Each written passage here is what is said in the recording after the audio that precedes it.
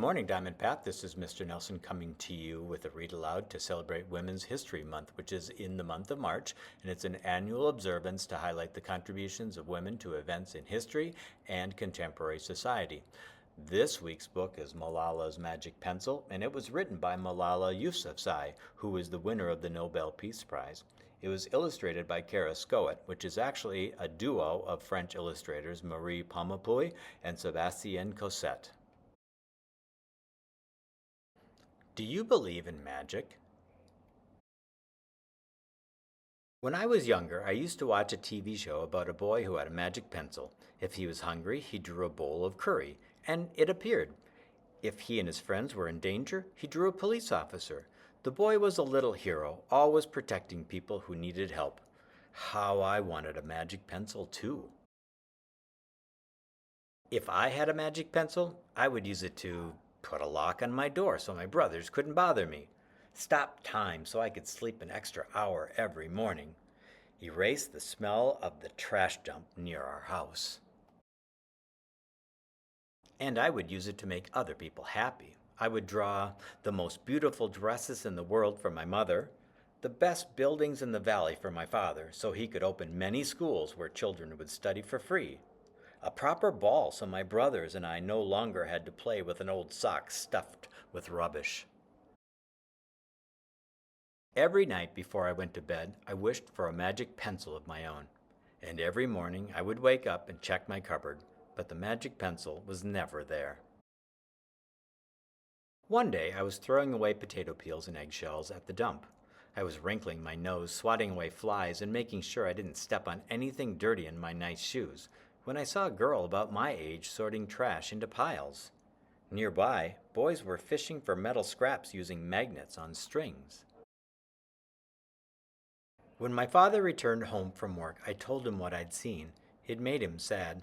"Abba," I said. "Yes, Johnny," he said back. I always liked when he called me dear one. "Why haven't I seen that girl in my class?"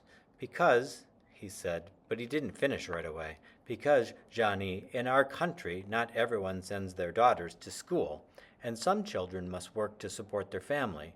Those boys will sell the metal scraps they find. If they went to school, their families would go hungry.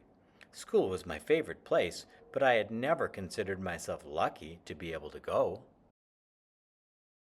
My father had always said, "Malala will live free as a bird." Now I wondered how free I'd truly be.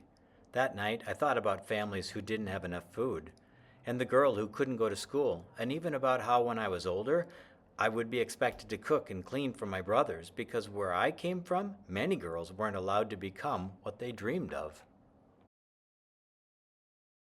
I knew then that if I had the magic pencil, I would use it to draw a better world, a peaceful world. First, I would erase war, poverty, and hunger. Then I would draw girls and boys together as equals. Over the next few years, instead of wishing for a magic pencil every night, I worked hard in school every day. I wanted to be one of the top students in my class. But soon, powerful and dangerous men declared that girls were forbidden from attending school. They walked the streets of our city now. They carried weapons. One by one, girls stopped coming to school. "Abba, where are all the students? They don't feel safe here anymore, Johnny." How could a few men stop all the girls in our valley from going to school? If more people knew what was happening to us, I thought, they might help. Wishing wasn't enough. Someone needed to speak out. Why not me? I wrote about what it felt like to be scared to walk to school and how some of my friends had moved away because of the threat they faced in our city. I wrote about how much I loved school and how proud I was of my uniform. Once I started writing, I didn't stop. I wrote speeches and traveled around my country sharing my story. I even talked to a reporter from a famous international newspaper. People actually wanted to learn about my life. I spoke for all the girls in my valley who couldn't speak for themselves. My voice became so powerful that the dangerous men tried to silence me, but they failed. Now my voice is louder than ever, louder because people have joined me, and together we make a chorus, standing up for what we believe. We raise our voices for those in need, help people in danger even if they are an ocean away, and think of the world as a family. Do you still believe in magic? I do. I wrote alone in my room, but people all over the world were reading my story. Millions now know it and help me spread my message of hope. I had at last found the magic I was looking for in my words and in my work. I am Malala. I've always wished I could make the world a more peaceful place, and every day I work to make my wish come true. One child, one teacher, one book, and one pen can change the world.